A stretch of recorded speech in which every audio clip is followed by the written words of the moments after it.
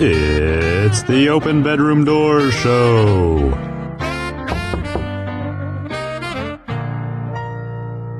I'm Angela Skirtu, and I open bedroom doors. Welcome to the Open Bedroom Doors Show. Real talk for real relationships. I'm your host, Angela Skirtu, your friendly neighborhood sex therapist and licensed marriage therapist. And yes, talking about sex is literally my job.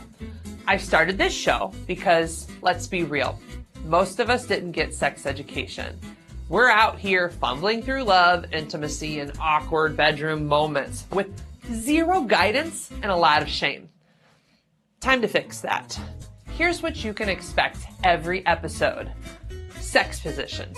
We start off hot by judging something wild, weird, or just plain wrong in the media or culture. You'll laugh, you'll cringe, you might even learn something. Next, we move to guest interviews. I chat with fascinating folks, sexperts, storytellers, and everyday humans with juicy stories and powerful insights. And then, of course, we have to have a happy ending. Yep, we finish strong.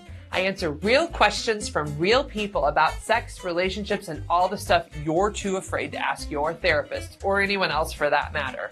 But I'm here, so ask away.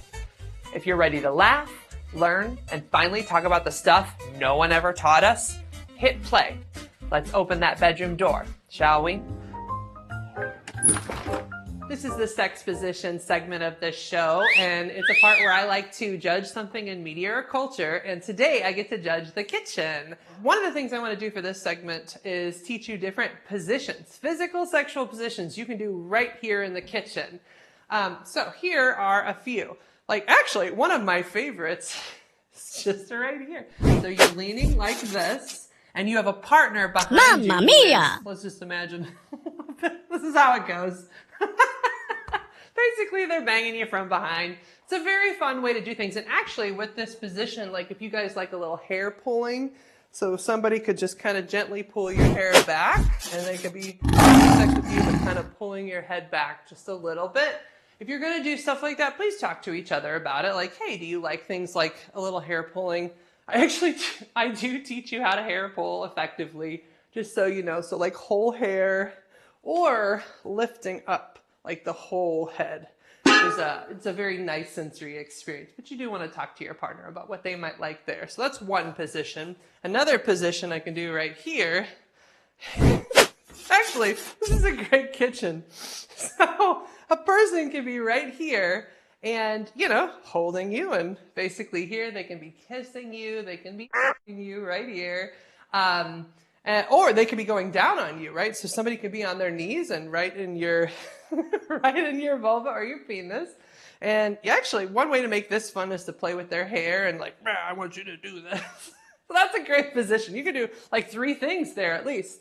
Very good positions that you can play with in the kitchen. Now, of course, you need a little bit of privacy for sure, but I do want to get you out of your bedrooms and into some fun, sparkly sex. If you want to be a sponsor, please visit www.openbedroomdoors.com and submit a contact form, and we will even let you pick the position. Want to spice up your sex life? Whether you're in a long-term relationship that's lost its fire or just tired of going through the motions, this book is your invitation to transform your love life one thought at a time.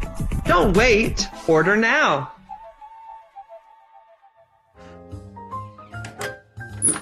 Welcome to the Open Bedroom Doors Show. I have with me today Byron and Margaret McKie from the Beyond I Do podcast. Hey, y'all. Hey, How what's are happening? you? I am doing well. I'm so excited to have you because we're going to talk about intimacy in a long-term relationship. So something I learned about Byron and Margaret is they have been together for 27 years. And one of the things that my listeners are always concerned about is how do you keep your intimacy strong after 27 years? So can you tell us a little bit about what you've done in your relationship to keep your sex life healthy and strong, or whatever it is you're doing? So, and I'll start by saying it wasn't always. It was always pleasurable, Yes. but there were times when there was less of it, and we had to figure out what that meant to us. And in that, I learned that he didn't just want sex. He wanted sex from me. And that was important for me to understand, because I think that a lot of times with women, when there's kids involved and you're doing all the things and you're just tired and you just want to go to bed and he's touching me, I'm like, okay, here, go ahead. Go ahead and get it over with, 5 minutes. Because in my mind, I'm thinking he just wants sex. But when I realized that no, he wants to be with me, he wants sex with me, that opened something up with me. And so I think that that's important to note, because from there, that made me feel more desirable, not just for sex, but for intimacy. I got you. It was personal. Right. Like, it wasn't just about, So he's just trying to get sex. He doesn't care. Right. It's not just a function of, it opened things up. So then from there, it makes me more comfortable. It makes me able to be more vulnerable and share things with him, and to trust him when I say, wait, I'm not comfortable, what have you. Yeah. Now, that's how we made it through that hump. As we got older, and the desire came back, the kids are growing, that connection outside the bedroom helped inside the bedroom. And inside the bedroom for him, there was a shift when he realized that he needed to focus more on me instead of him. And I'll let him. Yeah. I think during that time that, of course, I think we talked about this on our show. Our education when it comes to sex comes from porn. I mean, for the most part. So, and of course, friends and whatever you hear, guys talk, we have conversation, you do this, you do that. And so that was my education. So when we got together, it was like, okay, I'm just going to do what I know. I'm going to do what I see. And I'm trying to do things to her that, she doesn't care for. Well, you're supposed to care for that because the chick in the video did. You know what I'm saying? It's not bad. She liked it. Why don't you like it? Right? She like it. She like it. That's when you realize that it's all a performance and it's not real. Exactly. Right. So, you get that stuff in your head, and then I just kind of had to realize, say, you know what? I need to find out what she wants. What does she desire? So we started having conversations, and, sometimes I'd ask her doing it, hey, you like this? Yeah, you like this? Does this bother you? Or we do it, and then we have a conversation later like, hey, what about that thing that I tried last night? Did you like that? You know what I'm saying? So we had to, have those conversations. Because my thing is, okay, when you get to the point where you've communicated everything that you need to communicate for the fellas, then you can pretty much get it whenever you want, because you're not just focusing on yourself. You're focusing on her pleasure. And when you focus on her pleasure, good. It's nonstop. That's all I got to say. And I want you brought up a really good point, because I think most men are interested in their women's pleasure. Like, I have sat on couch after couch with clients, and that's all they care about. Like, I actually think that in society, we have a wrong impression of dudes, which is that they don't care about the women. They just doing it for themselves. I have not seen that. I've seen multiple men who genuinely care about their wives, but they're not talking to their wives. Exactly. They are watching porn and hearing, like, they're seeing a misinterpretation. It's a show. It is a performance. It is not showing exactly what a woman might want for herself. Right. And so they're making these kind of judgments or assumptions based on what they saw there, instead of going directly, like what you just did, where you talk to your partner and you're like, hey, baby, what do you like? And he's got that voice. So, like, I just want you all to hear his DJ voice. All you have to do is lower your voice when you ask, go slow. And oh my gosh, you're going to get women wet just with your voice. I'm going to have to hear him speaking his DJ voice. He is. I'm serious. Like, just him asking, like, what do you want, baby? And some of it was in the midst like that, but some of it was genuinely, we're sitting at dinner. I mean, not with the kids, but we're sitting at dinner, and it's like, okay, last night we tried this. How was that? But That to me, I giggled through a lot of it, and a lot of it was like, really, you want to talk about this? But the results have been have been amazing. Yeah. Oftentimes we think they have to be doing it wrong because Yeah. why would you They not are. want to? And that was something that he didn't tell me I'm paying attention to you more, but I realized what he was doing. And in the midst of he's responding based on how my body responds. So that to me, because as a woman, of course, there's physical pleasure from it. But as a woman, to know that you're paying that much attention to me, because we do think all they want to do is get it and get done. Yeah. But as a woman, to realize he's paying attention so much that he realizes I jump back. I didn't like that. And he pulls back. I don't even have to say anything and he realizes it. For that means a lot to me emotionally because he's paying attention to me. He's checked into me. It's not just about him. And all of those things come together and there's more pleasure for both of us. Yeah. You guys are talking about verbal and nonverbal communication, which I don't know if I'm a very I want people talking overtly because they don't talk at all. Right. But that's a really powerful communication piece too. It's like, how do you start to pay attention to your body language and see, like, make eye contact, see what your partner's doing? Do they smile or like giggle but kind of like it, or they're like giggling and like squeezing their legs together? Like, please don't, like these are all nonverbal cues that when you learn to read and pay closer attention, you're learning to essentially play your partner's body like an instrument. Right. Absolutely. Right. And one thing I want to add to that too, some of our deepest conversations about sex came from being out of town. We got away from the busyness of our lives, go to, another city.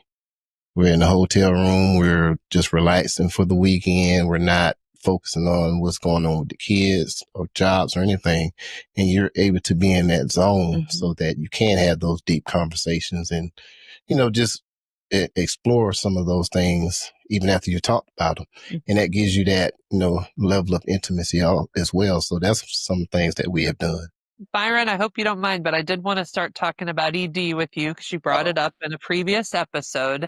And I said, so for those of you who weren't there for the conversation, he just casually brought it up like it was nothing. And I was so excited because one of the problems I'm finding, the preface is that people, when sex problems occur, which by the way, everybody has sex problems, everyone, like literally every one of you.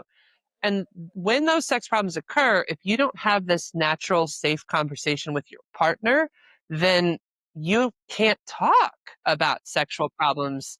And so, Byron, I'm curious, when you started to deal with erectile dysfunction, which is ED, what went through your brain? How did you talk through and figure it out with your partner? Well, I mean, first of all, I have to start with the preface of, my job. I work in the industry. And so I work around a lot of men that are older than me. So we've had these conversations 10 plus years ago. So I just kind of like, okay, it's going to hit me. The guys have told me it's going to hit me at some point in time. So that made me feel a little more comfortable about it. But when it happened, of course, you're like, oh, shit. Not me. What happened? I just slipped out. What the hell's happened? It's not, my soldier's not stiff as it used to be. You know what I'm saying? So those things go through your mind. And of course, I'm like, hey, baby, did you notice that? And she like, yeah, I noticed, but I'm fine. And so that led her to give me a little bit more comfort because she told me I'm fine with it. You do what you have to do with it. So I did reach out to my doctor and I had the tough conversation. And he was like, okay, well, we'll get you on some testosterone shots. And so I started testosterone shots and, just the level of comfort that I had with her, being able to talk to her and she recommends some things and being able to help me and not making me feel bad because, we're in the sex and, something happens or I go soft at some point in time, and I mean, all kind of things go through your head, it's like, well, maybe I'll try this, maybe I'll try that. So my doctor gave me some pills, you know what I'm saying? I'm trying those things, trying to help me get my testosterone levels up. So it's an ongoing process, but I'm fortunate and thankful to have a partner that is there for me and realizes that, this is a part of life. Mm-hmm. And, so I'm comfortable with it. And, I talk to other guys and they make me feel, comfortable. Hey, man, it happened to me. It's happening. So, we're at that age. So I'm cool with it. I'll say also with the doctor, he really stressed the fact that it's a mental thing also. Yes. And to get out of your head. And so because I'm aware of what's going on, because I've been to doctor's appointments with him and things, I can help him get out of his head when he starts to do that. And the second thing I wanted to say is because he is so in tune to me, I've never not been satisfied. So because he is in tune to my body, that it hasn't affected our sex life. Mm-hmm. I think that's so important because the horror story that comes up in my therapy room is one, people don't know how to talk to each other. Right. So ED starts to happen and the guy gets so far in his head, he gets severe performance anxiety. He's like, oh, what's wrong with me? What do I do? How do I fix this? And he's terrified, which actually makes the problem worse. Yes. And then his partner takes it personally. Like there's something wrong with me. I must be ugly. I must not be attractive anymore. And that dynamic then exacerbates. And of course, it takes people forever to come see me. I'm like, right. You just started. I could have helped you long ago. But so they have basically built patterns of poor sexual interactions that are very challenging to adjust. Not impossible, because that is my job. I do help people with that. But if you can catch it early on, talk to each other in this normalized way. It sounds like, Byron, you also had men in your life who normalized it, which again, this is why I'm doing this show, is to normalize ED and dealing with different erection problems as you get older is a part of life. If you have that sort of normalization in your brain, then it becomes easier to say, hey, babe, I'm having some trouble right now. Right. Yes. But if we don't talk about this and make people aware, then that other horror story is what ends up happening. And it's really unfortunate. Yes. And it's kind of a challenging thing, but one of the things I've learned about life is, I'm of course being a youngest of 10 kids, I've observed a lot. So I have those older siblings who have had things. So a lot of times they have helped me navigate through situations. So I pay attention to people. I pay attention to what's going on. So I know at a certain point in time in life that it's possible that this could affect me at this age. I accepted that. So when it happened, of course, you deal with the internals of like, oh man, what is going on? I can't perform. She's going to leave me. Then, all these things start going through your head. But then you have to take a step back and say, okay, I got to give her the opportunity to help me. And if I don't give her the opportunity, that's not fair to her. You know what I'm saying? That's a great way of looking at that. Letting her know. You know what I'm saying? So it's like, I had to give her that opportunity. And when she showed me that, hey, I'm with you, all the pressure was gone. It was just, of course I had to deal with talking to my doctor. So once I talked to my doctor, hey, it's all good. He's a very calming guy. It's like, when you talk to him, he's like, it's just no doubt, just take it and leave. He's got that kind of mindset. So I was just like, okay, I'm just going to do what I have to do. What sexually changes so that you're still being pleasured? The mechanics of don't change. It's just, we take turns. So no, that's what I want people to hear, because sometimes people put the pressure on it has to be penetration, right? So what else is there so that you can make it a whole sexual experience? Like what you taught us on our show, that helped me too, because, you talked about the clitoral stimulation, and that's where, and she expressed to me that that's where her satisfaction comes from. Right here. There it Let's is, have right? a close by. So The focus on that. clitoris. So I know that I don't need to jab Mhm. to give her pleasure. You know what I'm Right. saying? So if it goes soft, take the clit and rub it on it. Right. And Oh yeah. and You know? that's been, like I said, we take turns in terms of foreplay, oral, what have you. Mhm. And there's always penetration. It's just sometimes it's not as stiff. Yeah, exactly. But there's always foreplay, there's always oral, there's always everything. So nothing is missing. Wonderful words. Wonderful words from Margaret and Byron. You got to listen to their podcast. Tell them where they can find you, please. It's at www.beyondidopodcast.com. If you would like to be a guest on our show, we're looking for couples Mm-hmm. who would like to share their love story. Yeah. You can email us at admin@beyondidopodcast.com. Beyond I Do Podcast on Facebook, TikTok, Instagram, all platforms. YouTube. Yep. YouTube. That's too spicy. Well, guys, on the Open Bedroom Doors show, we often have content that's a little too spicy for your typical social media platforms. So, for those of you who are like, I love everything Angela Skirtu and I want to know all the spicy details, we actually have a space where we put the uncut shows, and it is at patreon.com/openbedroomdoors. So you can subscribe to that channel and get all the behind the scenes, all that spicy stuff that I wasn't able to put in the show. That's too spicy. So I hope you can join me at patreon.com/openbedroomdoors. Keep in mind, that is how you support me. So it is a subscription channel where you have to pay to subscribe, but you are becoming a supporter of me and putting out this awesome content as a result. So please join me for those spicy, spicy things. This is a segment on the show we call Happy Endings, and with me, joining me as always, is Barry Bonds and Consent Cub, here to answer your questions. How do we feel sexy when our bodies have changed? I think that all of us are trying to feel comfort in our bodies at any age, at any gender. Honestly, every person I talk to has some level of body image issues. So whether your body has changed or not, I think that we're all kind of struggling with feeling comfortable in our skin.